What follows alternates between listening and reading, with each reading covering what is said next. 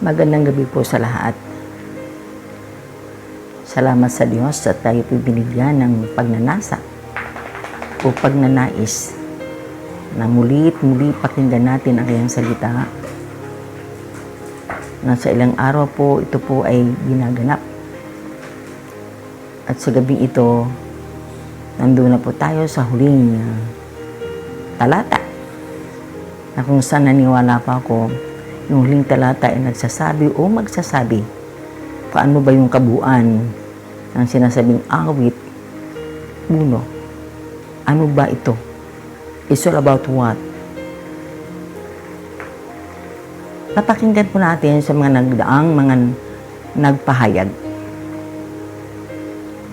Ang awit 1, ito po ay tumatalakay sa sinasabing kaparaanan ng matuwid at ang wakas ng masama o masasama.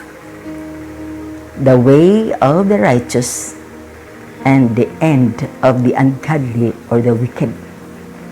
Napaka-interesting po yung topic na po. Ano kaya ang kaparaanan ng matuwid at ano naman kaya ang wakas ng mga tao na namumuhay sa kasamaan? Dito po sa ilang araw pong nakaraan ay ginamit ang mga lingkod ng Diyos para ipahayag ang mga bagay na ito. At dito po papasok yung sinasabing napakalinaw po yung kaparaanan ng matuwid.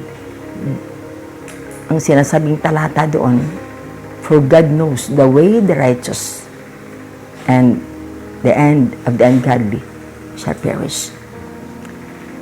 Isang bagay po habang pinagbulay-bulayan ko ito, ano ba talaga ang kaparaanan ng matuwid? Napaganda po nung pinagbulay at nakinig tayo nung mga nakaraan. Ano ba ang kaparaanan ng matuwid?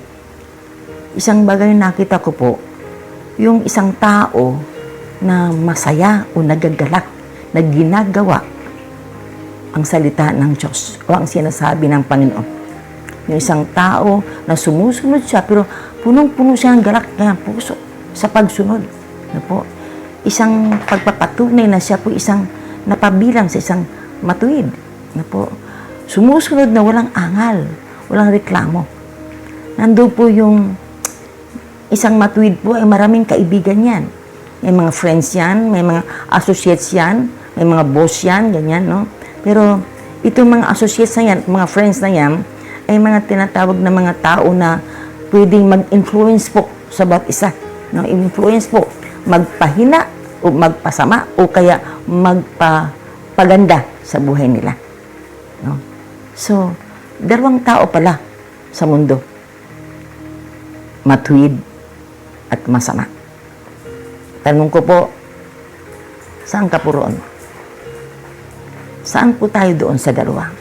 Do we belong to the righteous or to the wicked? Dahil nga po, ang ginagawa ng matuwid po ay masayang sumusunod. Obeying with joy in their hearts. Subalit po, ang mga wicked, nandoon na po nung nag-corny sa kanila. Yung bang minamak nila. Pagdating sa salita ng Diyos, pinagtatawanan nila. Pag sinabing hallelujah, narinig ko po nung unang-una, luya. May luyay ka sila. Yung minamak nila, no? Pinagtatawanan nila ang salita ng Panginoon. Yun po yung mga tao na walang Diyos o kaya hindi namumuhay sa katuwiran. At hindi mo makita yun sa mga tao na matuwid. Amen? So in other words po, ang isang matuwid po ay nagdadala ng kaluluwa sa Panginoon, bringing the people closer to God. No? Yun po yung matuwid. Drawing people to God, closer to God. Yung pong masama o wicked na sinasabi o ungodly, sila po yung naglalayo sa tao from God.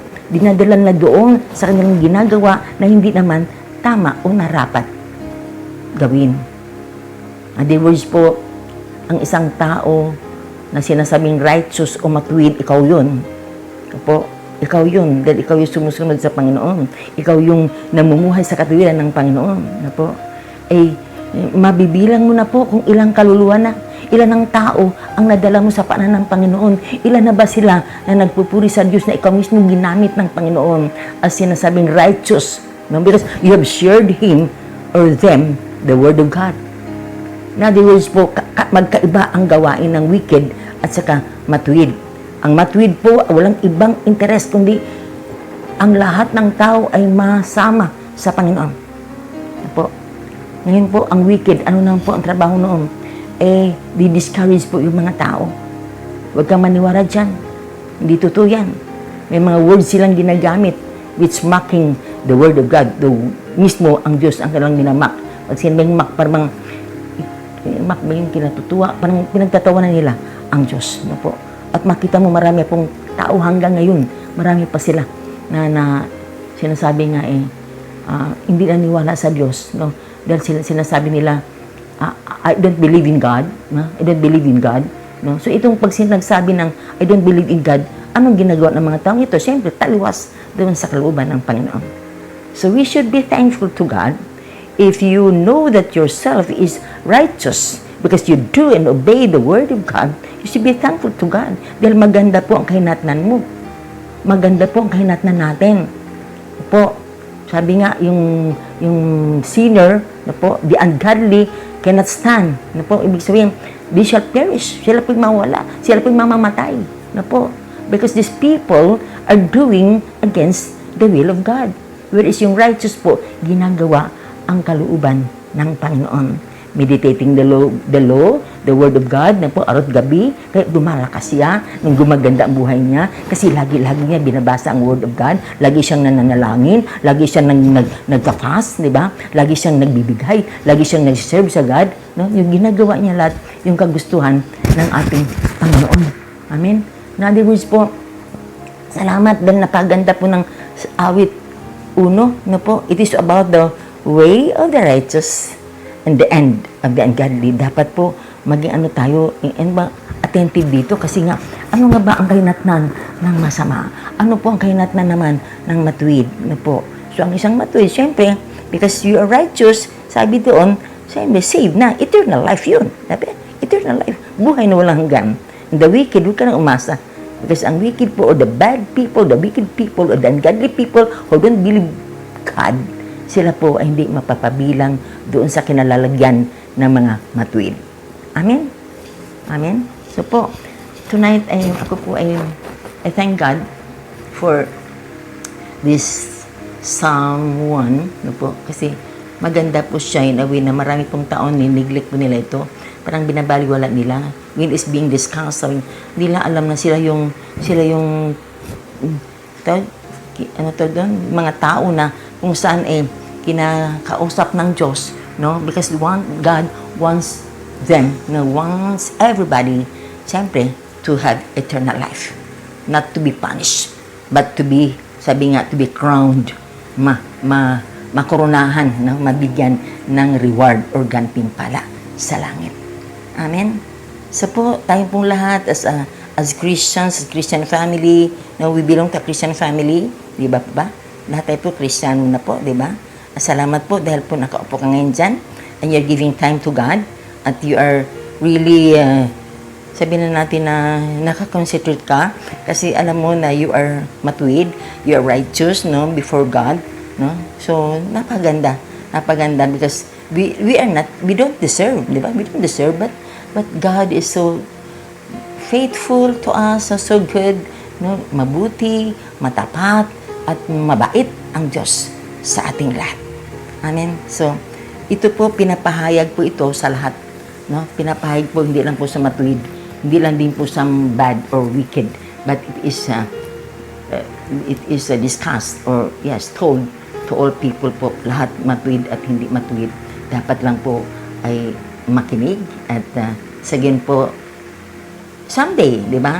Future, bukas, meron ka ng sabihin na natin na rewards na nakahanda mula sa ating Panginoon. Tonight, the last verse of Psalm 1, itong huling verse na ito, na for God knows the way of the righteous. Alam niya yung kaparanan o way ng righteous. Kung ang ginagawa sa maghapon, alam niya yun. Kung ang ginagawa ng righteous sa maghapon, Walang negative doon na ginagawa. Wala siyang ginagawa na taliwas sa gusto ng Lord. Lahat ng ginagawa is all about giving God's glory. Amen? Giving God's glory. Whereas the wicked, ang diablo po ay talagang gumagawa. Dahil hindi po gusto ng tao yon na siya po maging masama. It is Satan ang talagang pumapasok sa kanya, nagpapapasok naman, in-entertain naman si Satan, kaya naging wicked siya. Pero he does not like to be wicked. He wants to be righteous also. Kaya lang mahina ang faith, o kaya ano man, kaya yun, nangyari. So, gusto lang po ng Lord na tayong lahat po ay magpalakas sa panampalataya ng isa't isa, no? Tayong righteous po, we should encourage others, no? Bring them to God, napalakasin natin ang panampalataya. Ikaw ba, anong ginagawa mo? Are you doing that? Nagpapalakas ka? Nagbabahagi ka ba ng word of God sa iba? Pinapalakas mo ba yung nangina? Ano po? Ito, huwag magbitaw ng word which discourage anyone na nandoon sa gitna ng, sabihin na natin, sa gitna ng sa God, at saka ang isang paa sa God, ang isang paa ay sa sanlibutan. Ano po? Yun yung sinasabing gustong-gusto, kailang hindi malaman kung anong gagawin. But see to it that if you are righteous, be righteous. Manatiling righteous. If wicked ka, di magpatuloy ka na sa wickedness mo. Wala kang magawa dyan. Sabi ng salita ng Diyos, lahat ng masama, magpakasama. Lahat ng mabuti, magpakabuti. Amen? Po, yung sabi ng Panginoon, lahat ng mabuti, continue. Be righteous. At lahat ng masama, adi patuloy ka sa ginagawa. Masaya ka dyan, tuloy mo. Kasi nga, yun naman ang yun yung sinasabi ng salita ng Panginoon. So, may time pa po. Kung ikaw nag-alinlangan sa buhay mo, sa paglingkod mo sa Lord, if you have done something which is not good in the eyes of God, then you can pray to God and ask forgiveness sa lahat ng ginagawa natin hindi tama. Humingi tayo sa Lord ng kapatawaran sa lahat ng nagawa natin. God is listening to us. He is ready to listen to your prayer and asking forgiveness. He is ready to forgive you for all the sins you have done. We have done. Na po, wala pa po, hindi po huli. It's the best time to come to God and ask forgiveness for all the sins we have done. Ibig sabihin, may pag-asa pa pala. May pag-asa pa po. Pag gusto mo pa, if you want really to be righteous, to become righteous, may pag-asa pa. Isa lang po yun. The first one is repent for all the sins you have done. Repent and come to God, and God is ready to forgive you. Be humble. Accept mo na marami kang nagawang hindi tama. No? Ibaba mo sarili mo, hayaan mo si Lord, itataas mo siya sa buhay mo. Amen. Praise God. So now, let us thank God. Opo. And siguro ang gawin natin ngayon, you can repeat after me. Repeat after me. Po. If you want to come to God right now, if you have sinned against God, pag nagkasala tayo, hindi naman pag nagkasala ka minsan, wicked na ba? Wicked na ba siya? Naghapon kasi nagmura ako, wicked na ba ako? Mga kapatid, ang wicked po yung tao na sa araw-araw na buhay ginagawa talaga yung hindi ayon sa kalooban ng Diyos. But sabi nga, nobody is perfect. We have sinned against them, against others. So humingi tayo sa Lord and let us come to Him and ask forgiveness for the sins we have done. Can you repeat after me? Please repeat after me. Say, Dear God, I have sinned against Thee. I come to You. Forgive me for all the sins I have done. I want to become righteous before You. Lord, ayaw ko pong mapahamak. Ayaw ko pong mahiwalay sa piling Mo. Gusto ko lagi, Lord, Ikaw ang kasama ko. Kaya po, Panginoon, sa gabing ito, turuan mo ako. Bigyan mo ako ng mga kaibigan, mga tao, naghahandang tumulong sa akin, na ibalik ako sa Iyo. Lord God, salamat po. Binubuksan ko po ang puso ko para sa Iyo. Ikaw na po, Panginoon, ang maghari sa buhay ko mula ngayon, magpakailanman. Thank you so much, Lord. Thank you so much. Salamat po dahil niwala po ako na Ikaw babalik. Hindi ko alam kung kailan. Nais ko lang po, kapag dumating ka o bumalik ka, makasama ako, Panginoon. Mapabilang ako doon. Salamat, salamat, salamat. Sige po, ako na lang po ang mag-pray. Lord God, thank you so much. Thank you for tonight's word, Father. that you have revealed to us, Lord. Thank you so much, Lord. Napaganda po ng sinabi mo. For you know the way of the righteous and the end of the ungodly shall perish. Ibig sabihin po, Panginoon, pasalamat kami dahil pinalalahan mo kami hanggang may panahon pa. Salamat, Panginoon, dahil akala namin tama yung ginagawa namin. Salamat po. Ito na nga, mayroon palang wakas. Ang lahat ng gumagawa ng kasamaan ay nagwawakas ang lahat ng ito. Subalit, Panginoon, ang lahat ng napapabilang doon sa sinasabing matuwid o namumuhay sa katuwiran, Panginoon, ikaw ang aming kasama, ikaw ang aming kapiling, at may buhay na walang hanggan. Amang Diyos, pagpalaan niyo po ang lahat ng nakinig tonight. Mabata man yan, may edad man yan, kabataan man yan, babae man yan, lalaki man yan. Salamat po sa mga family din na nagkaisa po na maupo at makinig sa iyong salita. Lord, I pray that healing be upon every home, healing, provisions, protections, righteousness be upon every family. Salamat po, Ama. Maraming pong salamat. Pinupuri ka namin, Ama. Pinapasalamatan. In the name of Jesus, ito po ang aming panalangin. Amen. Amen. Okay, so God bless you. Stay home. Stay safe. See you next His Word Day. Yes, thank you very much for attending tonight's Word of God. God bless. Love you all.